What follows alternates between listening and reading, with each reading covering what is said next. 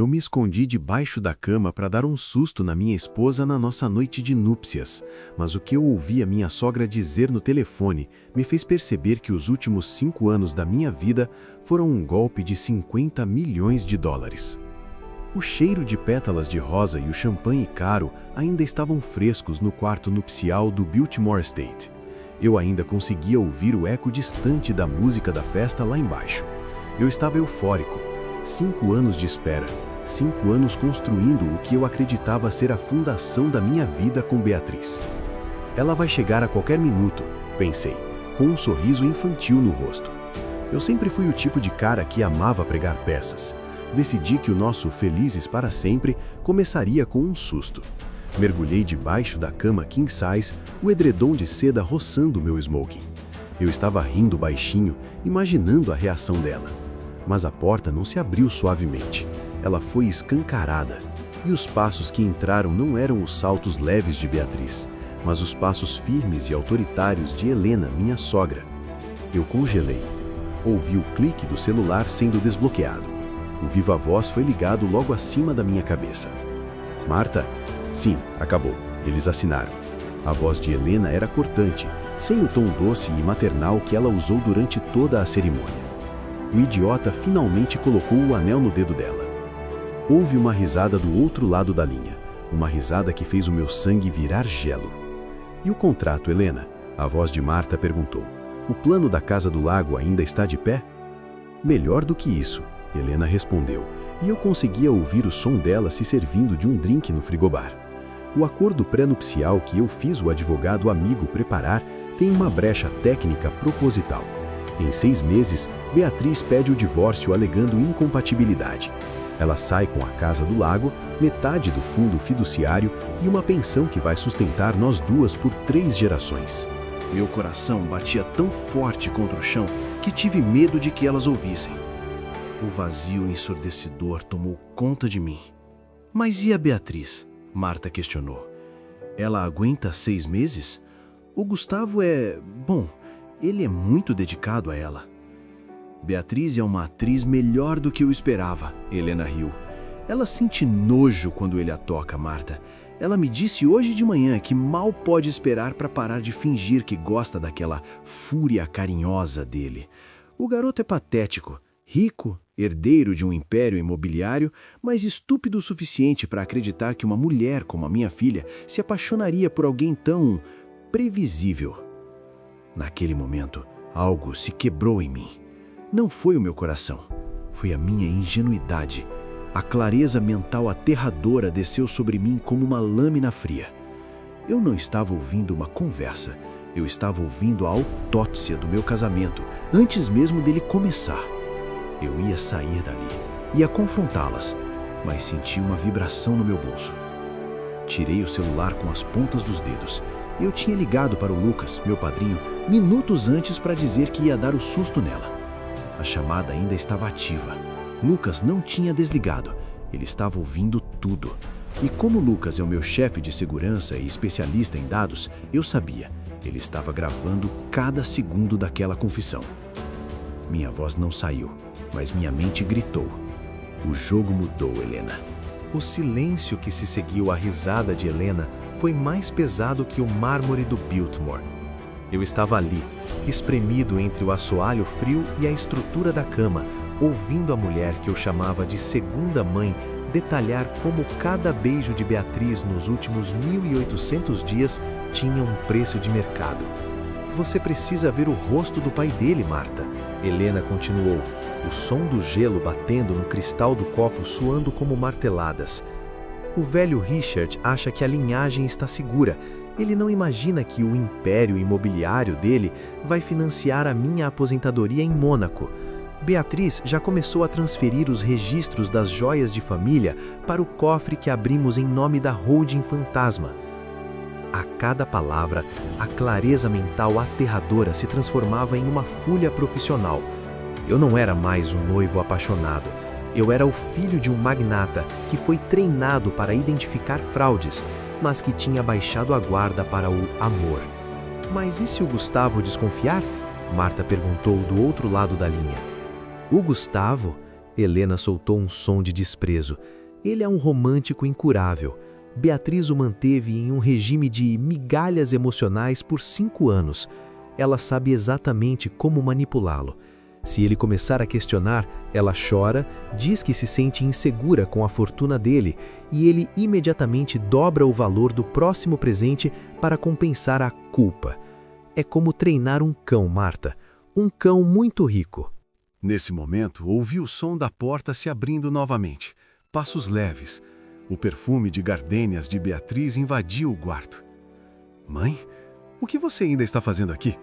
A voz de Beatriz era doce, mas havia um cansaço nela que eu nunca tinha notado. A fadiga de quem acabou de fazer uma performance de 5 horas para 300 convidados. Só celebrando o checkmate, querida? Helena respondeu. Você foi brilhante no altar. Aquelas lágrimas durante os votos, até eu quase acreditei.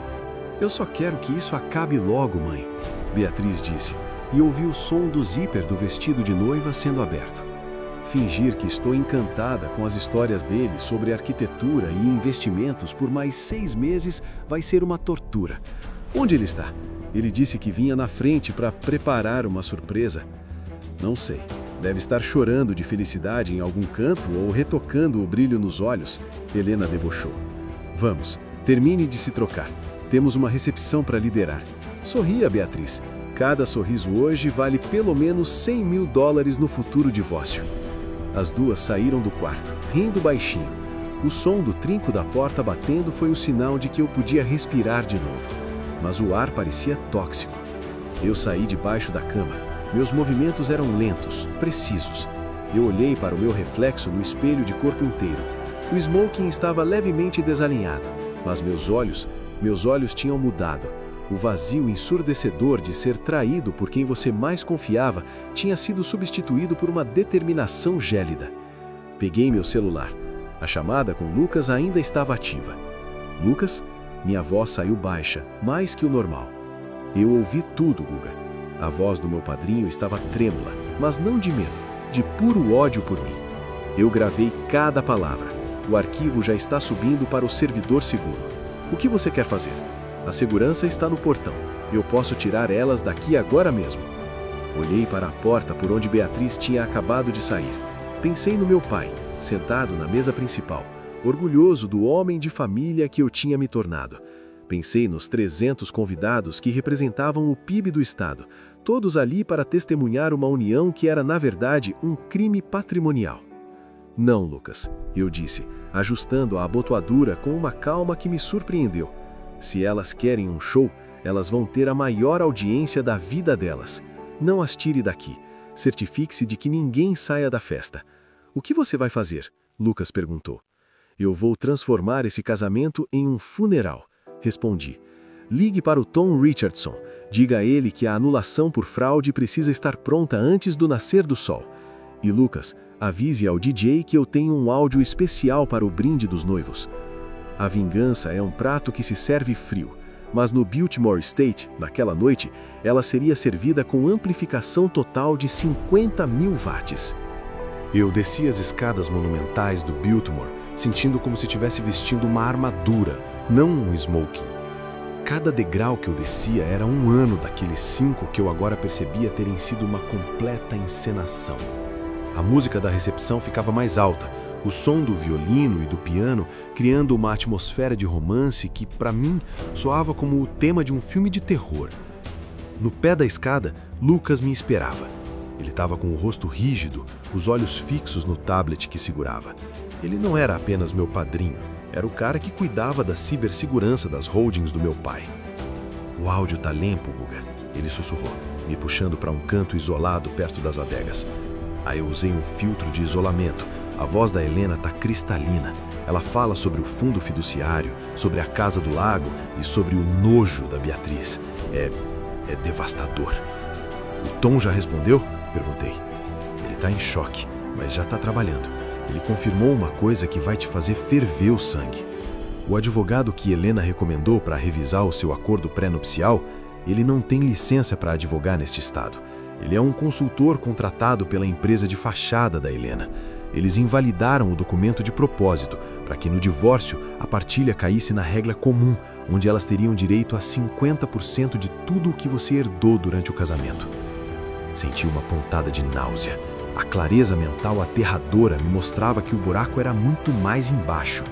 Elas não queriam apenas um bom divórcio, elas queriam o desmonte do Império Richardson. Elas acham que eu sou o elo fraco da família, eu disse, e minha voz saiu baixa, mais que o normal.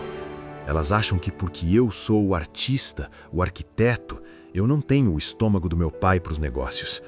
Elas se enganaram, Lucas disse, me entregando um pequeno fone de ouvido. Escuta isso. Coloquei o fone. Era um trecho que eu não tinha ouvido enquanto estava sob a cama. Helena e Beatriz estavam no corredor, logo antes de entrarem no salão principal. Beatriz, limpe esse olhar de tédio. Sorria como se ele fosse o dono do seu mundo por mais 4 horas. Depois que o velho Richard fizer o brinde e anunciar a transferência da Casa do Lago para o seu nome como presente de núpcias, você pode fingir uma enxaqueca e a gente sai daqui. Tirei o fone. Meus dedos tremiam levemente, mas era de pura adrenalina. Meu pai ia dar a Casa do Lago, o lugar onde passei todos os verões da minha infância, para uma mulher que sentia nojo de mim. O DJ já recebeu o arquivo? Perguntei. Sim, ele acha que é um tributo surpresa com depoimentos da família. Eu disse que você quer que comece exatamente quando você levantar a taça para o brinde final. Ótimo. Lucas, encontre meu pai. Peça para ele não assinar papel nenhum hoje, não importa o que a Helena diga. Diga a ele que o projeto mudou. Caminhei em direção ao salão principal. As portas duplas de carvalho se abriram e o mestre de cerimônias anunciou: Senhoras e senhores, pela primeira vez como marido e mulher, Gustavo e Beatriz Richardson. A salva de palmas foi ensurdecedora. Beatriz veio ao meu encontro, radiante, o sorriso mais perfeito que já vi. Ela pegou a minha mão e seus dedos eram frios. Ela se inclinou e sussurrou no meu ouvido: Você demorou, meu amor. Onde estava a minha surpresa? Olhei nos olhos dela, buscando qualquer rastro de humanidade, mas só vi o reflexo da minha própria fortuna. A surpresa está apenas começando, Beatriz. Respondi, levando a mão dela aos meus lábios e sentindo o gosto amargo da traição. Você não perde por esperar. O banquete começou, mas eu não conseguia engolir nada. Eu vi a Helena na mesa ao lado, trocando olhares de cumplicidade com Beatriz, ambas agindo como se acabassem de ganhar na loteria. E, tecnicamente, elas achavam que tinham. Meu pai se levantou. Ele segurava uma pasta de couro, os documentos da Casa do Lago. Ele ia fazer o anúncio agora. Eu tinha menos de 2 minutos para impedir que o patrimônio da minha família fosse entregue nas mãos de criminosas. Meu pai, Richard Richardson, caminhou até o centro do tablado com a imponência de quem construiu metade do horizonte daquela cidade. Ele segurava a pasta de couro como se fosse uma escritura sagrada. O salão silenciou. Os talheres de prata pararam de tilintar contra a porcelana chinesa. Há 30 anos, começou meu pai, sua voz projetada com a autoridade de um patriarca. Eu comprei a propriedade de Blue Lake com um sonho. O sonho de que ela fosse o refúgio para as futuras gerações da nossa família. Hoje, vendo meu filho Gustavo se unir a uma mulher tão dedicada quanto Beatriz, sei que esse sonho está em boas mãos. Beatriz apertou minha mão sobre a mesa. Seus dedos, antes frios, agora pareciam garras. Ela lançou um olhar para Helena, que tinha um sorriso de triunfo que mal conseguia esconder. Beatriz, continuou meu pai, esta pasta contém a transferência de titularidade da Casa do Lago como presente de boas-vindas à nossa família. Assine aqui e o refúgio é seu. Algo se quebrou em mim. O vazio ensurdecedor da traição foi substituído por uma necessidade visceral de interrupção. Pai, espere! Minha voz cortou o salão. Ela saiu baixa, mais que o normal, mas o microfone da lapela que Lucas tinha configurado para mim a ampliou por todo o Biltmore. O silêncio que se seguiu foi absoluto. Beatriz me olhou com uma expressão que oscilava entre confusão e pânico controlado. Gustavo, o que você está fazendo, querido? Ela sussurrou. a máscara de esposa encantada ainda firme, mas com as bordas começando a derreter. Eu acho que um presente tão grandioso merece uma introdução à altura, você não acha? Perguntei, levantando-me lentamente. Antes de assinarmos qualquer coisa, antes de selarmos esse destino, eu preparei algo. Uma pequena retrospectiva de como chegamos até aqui. Helena se empertigou na cadeira, os olhos semicerrados. Ela sentiu o cheiro de queimado antes mesmo da primeira faísca. Gustavo, não seja exibido, Helena disse com uma risada nervosa. Deixe seu pai terminar o brinde. Não, Helena, eu disse, encarando-a diretamente pela primeira vez desde que saí debaixo da cama. Eu insisto. Beatriz sempre diz que eu sou previsível, um romântico incurável. Eu quis provar que também posso ser surpreendente. Fiz um sinal para Lucas na cabine de som. Senhoras e senhores, anunciei para os 300 convidados. O que vocês vão ouvir agora não é um vídeo de fotos de infância, é a trilha sonora da minha noite de núpcias. É o som da verdade que se esconde debaixo das cobertas. Beatriz tentou se levantar, sua mão buscando meu braço, mas eu me esquivei. A clareza mental aterradora me guiava. Solta o áudio, Lucas. O primeiro som que ecoou pelas caixas de som de alta fidelidade não foi música. Foi o estalo de uma porta sendo aberta e o suspiro pesado de Helena. Marta? Sim, acabou. Eles assinaram. O idiota finalmente colocou o anel no dedo dela. O som da voz de Helena preencheu o salão como um gás letal. O rosto de Beatriz empalideceu instantaneamente, uma cor de cinza que nem a maquiagem mais cara conseguia cobrir.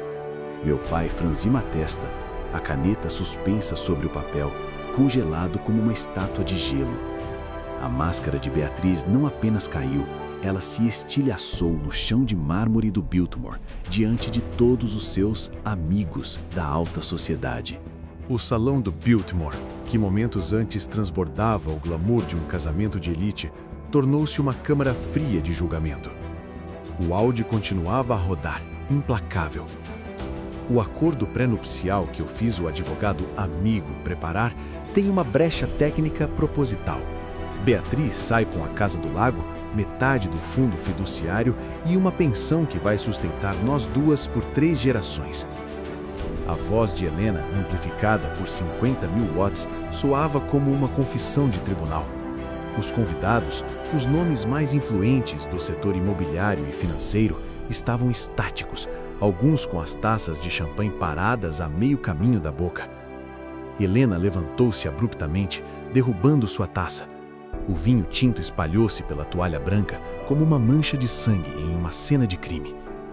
Desliguem isso, é uma montagem. Gustavo, você tá louco?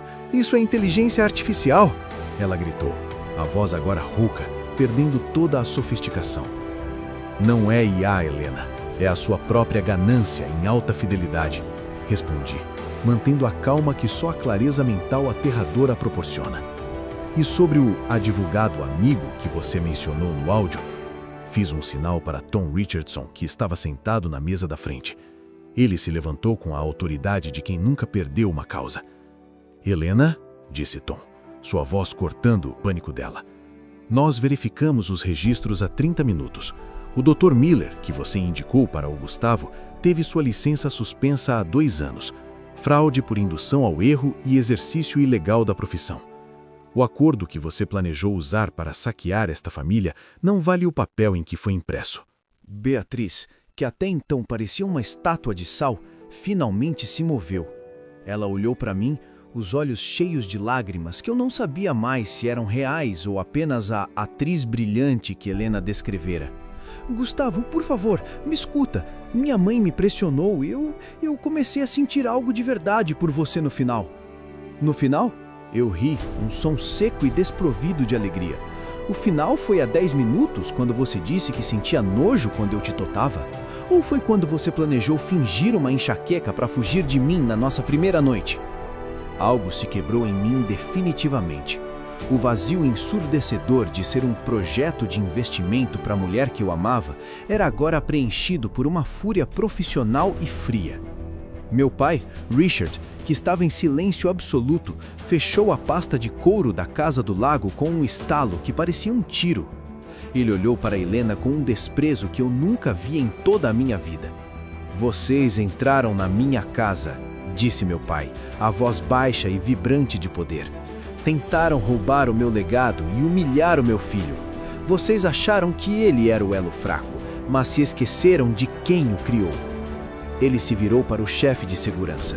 "Tirem essas duas daqui, agora, e certifiquem-se de que cada joia que Beatriz está usando, que pertence à minha família, seja devolvida antes que elas cruzem o portão." "Você não pode fazer isso!" Helena gritou enquanto 2 seguranças de 2 metros de altura a cercavam. "Nós somos casados legalmente." "Não por muito tempo", eu disse, cruzando os braços. "Tom já está com um pedido de anulação ab initio. Este casamento nunca existiu, Helena. Foi um contrato baseado em fraude. E contratos baseados em fraude são nulos desde o primeiro segundo." Enquanto elas eram arrastadas para fora, sob os olhares de 300 testemunhas, Beatriz gritou algo que me fez parar. Algo sobre um segredo que Helena guardava, não apenas sobre o dinheiro, mas sobre o passado do meu pai. O salão do Biltmore ainda ecoava com o som dos gritos de Helena, mas o silêncio que se seguiu à sua saída foi ainda mais ensurdecedor. O vazio que eu sentia antes fora preenchido por uma fúria fria e profissional. Eu não era mais o idiota rico que elas descreveram.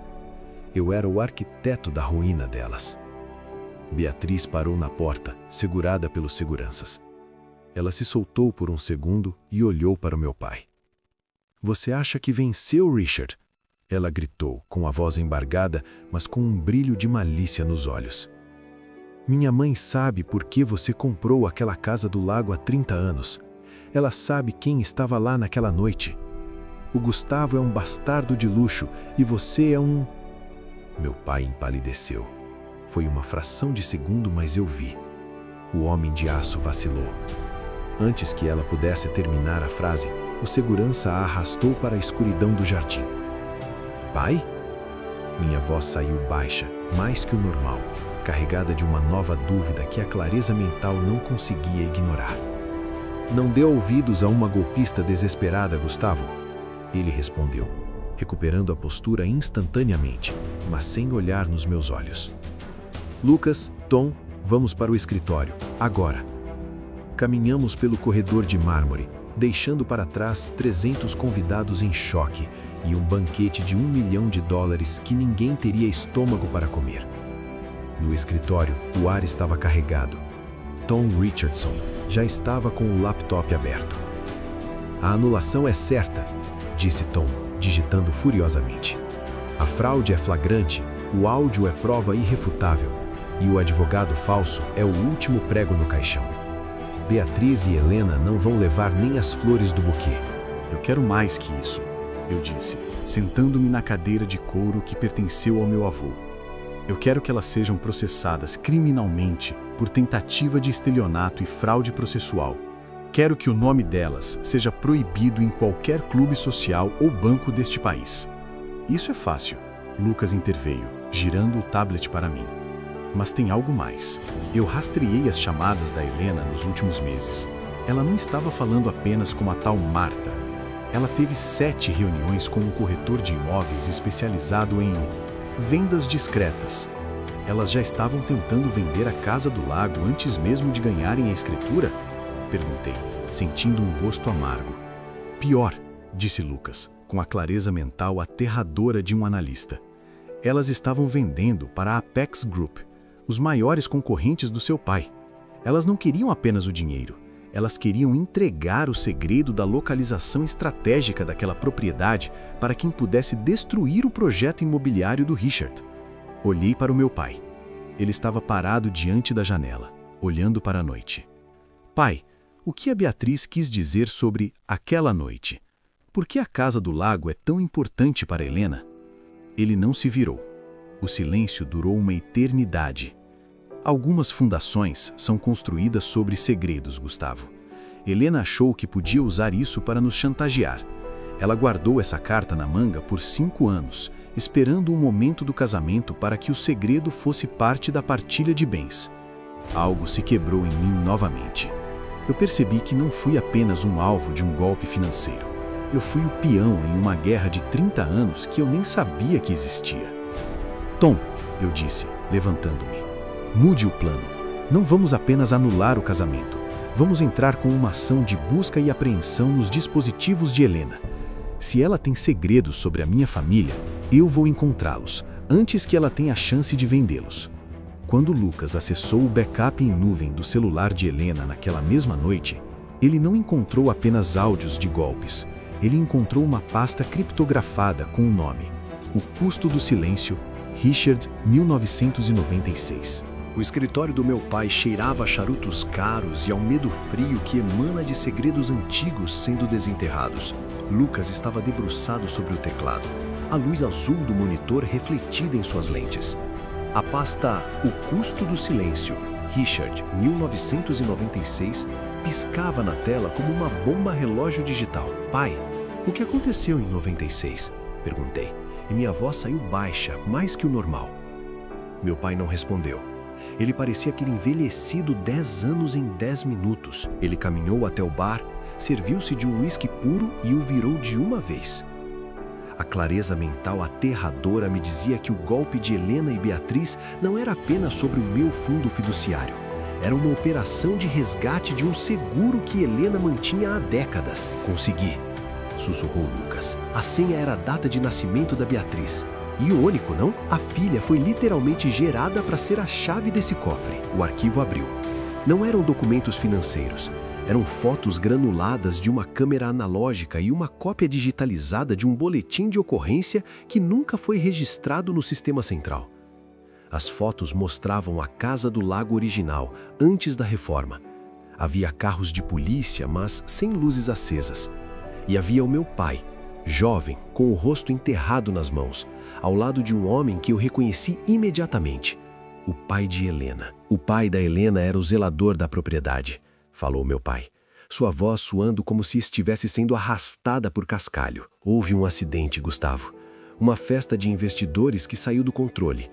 Um dos meus sócios da época, ele atropelou uma pessoa na estrada de terra da propriedade. E você encobriu? O vazio ensurdecedor tomou conta de mim. Eu não encobri o crime, Gustavo. Eu encobri a identidade do motorista para salvar a empresa do colapso. O pai da Helena viu tudo.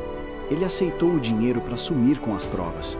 O que eu não sabia é que ele guardou cópias. Ele usou esse segredo para financiar a vida de luxo da Helena. E quando o dinheiro acabou, Helena decidiu que o segredo valia uma herança inteira. A peça final do quebra-cabeça se encaixou. Beatriz não foi apenas uma esposa golpista. Ela foi a arma de longo alcance de uma chantagista profissional. Helena planejou o encontro, monitorou o namoro e preparou a filha para dar o bote final no coração do Império Richardson, usando o crime de 1996 como alavanca. Gustavo, me desculpe, disse meu pai, finalmente me olhando. Eu tentei proteger você de tudo isso. Você não me protegeu, pai. Você me entregou para elas em uma bandeja de prata. Respondi, sentindo uma fúria fria e profissional. Mas elas cometeram um erro fatal. Elas acharam que podiam usar o crime de um sócio seu para me destruir. Elas esqueceram que o crime de extorsão é muito mais recente e muito mais fácil de provar agora. Voltei para o salão. Os convidados ainda estavam lá, em pequenos grupos, sussurrando. O DJ estava parado, sem saber o que fazer. Peguei o microfone pela última vez naquela noite. Senhoras e senhores, minha voz ecoou agora carregada de uma autoridade que eu nunca soube que possuía. A festa acabou, mas antes de irem, saibam de uma coisa.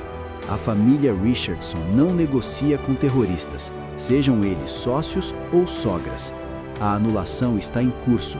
A polícia está a caminho da casa de Helena agora. Olhei para Lucas, que acenou. Ele já tinha enviado os arquivos de extorsão para a promotoria.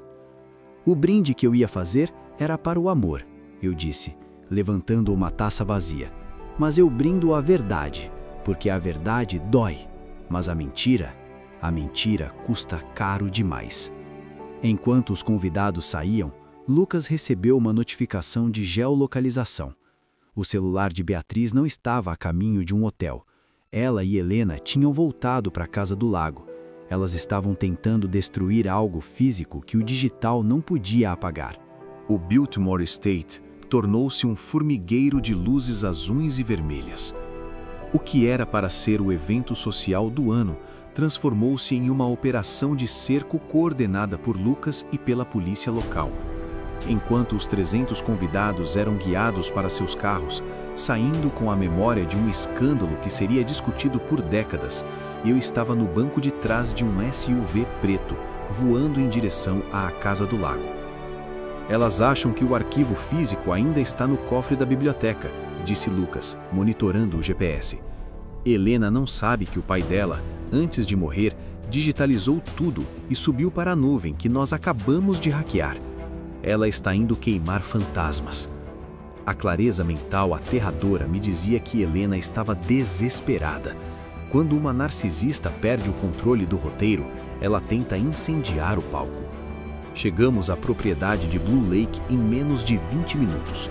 As luzes da mansão de madeira e vidro estavam todas acesas. Na entrada, o carro de luxo de Helena estava atravessado na grama, as portas abertas. Eu desci do carro antes mesmo dele parar totalmente. O ar ali era diferente. Cheirava a pinho, água fria e agora a fumaça. "Gustavo, espere os oficiais!" gritou Lucas, mas eu já estava correndo. Entrei na casa. O silêncio era interrompido pelo som de gavetas sendo arrancadas e vidros quebrados. No grande salão de pé direito duplo, vi Beatriz. Ela ainda estava com o vestido de noiva, mas a seda estava rasgada, suja de fuligem. Ela segurava um galão de fluido de isqueiro. "Pare agora, Beatriz!" Minha voz ecoou, e desta vez ela não saiu baixa. Ela saiu com o peso de todo o tempo que perdi sendo o idiota delas.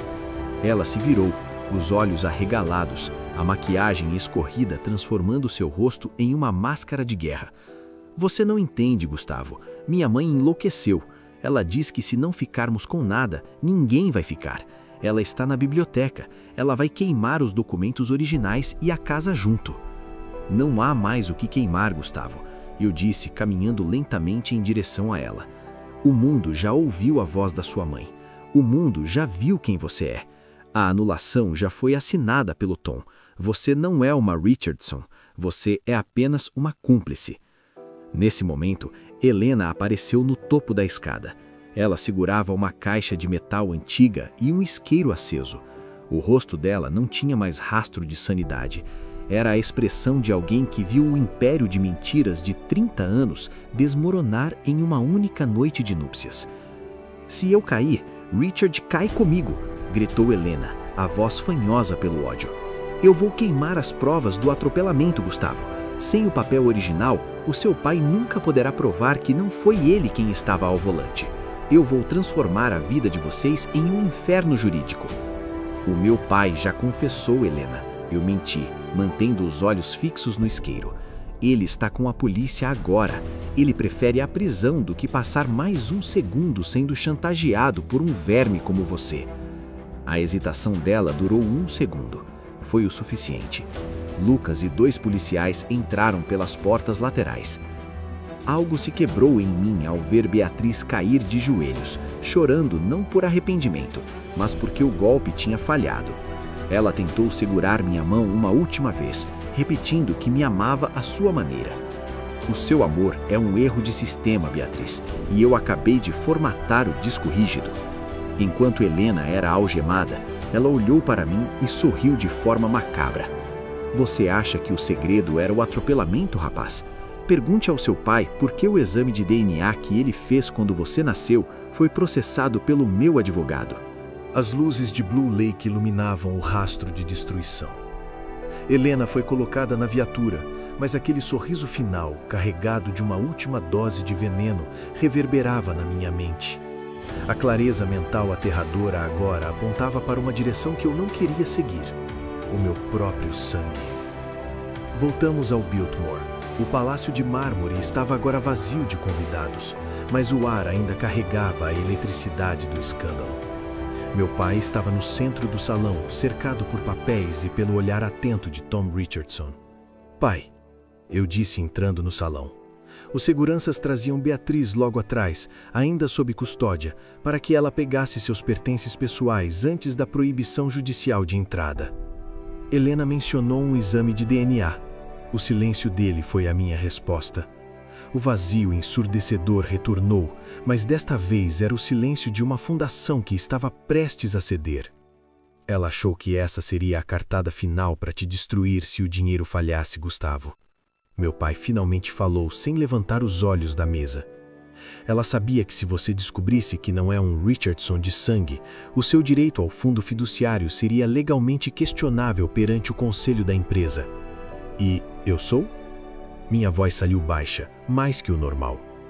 Você é meu filho em cada contrato que assinei e em cada dia que te criei. Ele disse, levantando-se e caminhando até mim. O DNA pode dizer que você é filho do motorista daquela noite de 96, mas a minha lei diz que você é o herdeiro deste império. Helena queria usar a sua própria existência como uma arma contra nós. Beatriz soltou um soluço audível na porta. Ela ouvia a verdade sendo desmantelada. Ela percebeu que a mãe dela não apenas planejou um golpe financeiro, mas um golpe existencial. Então, eu disse sentindo algo se quebrar em mim pela última vez. O plano delas era me deixar sem nome, sem fortuna e sem família, enquanto elas fugiam com o dinheiro da venda da Casa do Lago? Exatamente, disse Tom Richardson, entregando-me a caneta. Mas elas falharam.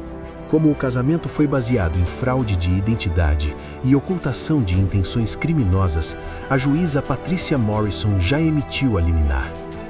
Caminhei até Beatriz. Ela estava trêmula. O vestido de noiva agora parecia um sudário. "Você sabia do DNA?" perguntei. Minha mãe disse... Ela disse que era a nossa garantia. Ela sussurrou. "Eu não queria que fosse assim, Gustavo." "Você não queria, mas assinou o roteiro", respondi.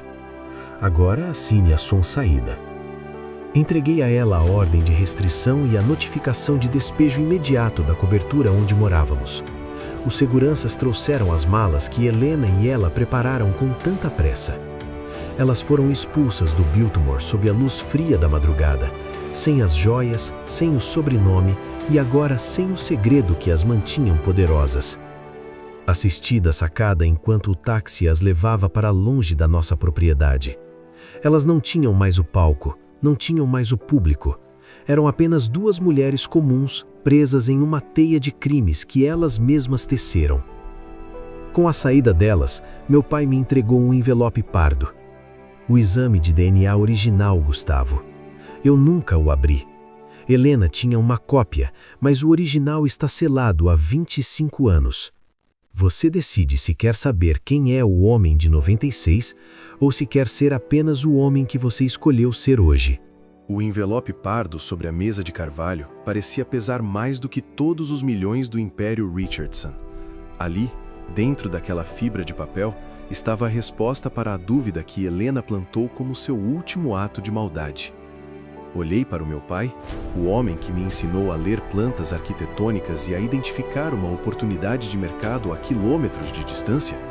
Ele não era o homem de 96, mas ele era o homem que segurou minha mão quando tive pesadelos e o homem que, mesmo sob chantagem, nunca deixou que eu me sentisse menos do que um herdeiro. Peguei o envelope. Meus dedos hesitaram por um segundo. A clareza mental aterradora me trouxe um pensamento final. A verdade não é o que está no seu sangue, é o que você faz com o seu nome. Caminhei até a lareira do escritório e, sem abrir o lacre, joguei o envelope nas brasas. "Gustavo?" meu pai sussurrou, surpreso. "Eu já sei quem eu sou, pai", respondi. Minha voz saiu baixa, mais que o normal, mas firme. "Eu sou o homem que desmantelou o maior golpe da história desta família. O resto é apenas poeira." O desfecho judicial. O processo de anulação correu em segredo de justiça, mas os efeitos foram públicos e devastadores. A juíza Patricia Morrison proferiu a sentença em tempo recorde. O casamento foi declarado nulo ab initio. Juridicamente, para o Estado e para a história, Gustavo e Beatriz nunca haviam subido ao altar. Helena foi indiciada por extorsão, fraude processual e estelionato. Sem o dinheiro da família Richardson para pagar advogados de elite, ela acabou com um defensor público e uma sentença de 8 anos em regime fechado. Beatriz tentou alegar que era vítima da mãe, mas os áudios gravados por Lucas provaram sua cumplicidade ativa. Ela perdeu o direito a qualquer pensão ou partilha.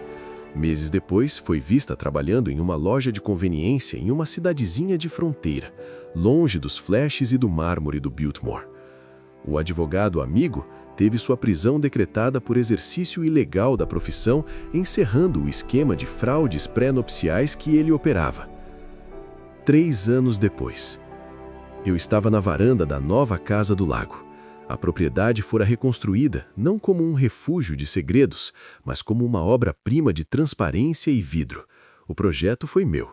Lucas se aproximou com 2 copos de suco. Ele ainda era meu braço direito, mas agora nossa empresa de cibersegurança e auditoria de contratos era uma das maiores do país, focada justamente em proteger herdeiros de predadores sociais. Recebeu a notícia? Qual delas? De que Beatriz tentou entrar com um recurso para rever a anulação. A juíza negou em 5 minutos. Ela citou que o arrependimento de um golpista não gera direitos sobre a fortuna da vítima. Sorri. Não era um sorriso de vingança, mas de encerramento. Algo se quebrou em mim naquela noite de núpcias, debaixo daquela cama, mas o que nasceu no lugar foi algo indestrutível. Eu aprendi que o amor sem vigilância é uma fraqueza, mas a vigilância sem amor é uma prisão. Hoje, eu vivia no equilíbrio. Meu pai apareceu na varanda, agora aposentado, segurando um tablet com os novos projetos. Gustavo, o que você acha dessa fundação em concreto usinado para o novo resort? Olhei para o horizonte onde o sol se punha sobre o Blue Lake. Acho que desde que a base seja sólida e não haja nada escondido sobre as cobertas, ela vai aguentar qualquer tempestade. A poeira finalmente havia baixado, e desta vez, as únicas surpresas na minha vida seriam aquelas que eu mesmo escolhesse criar.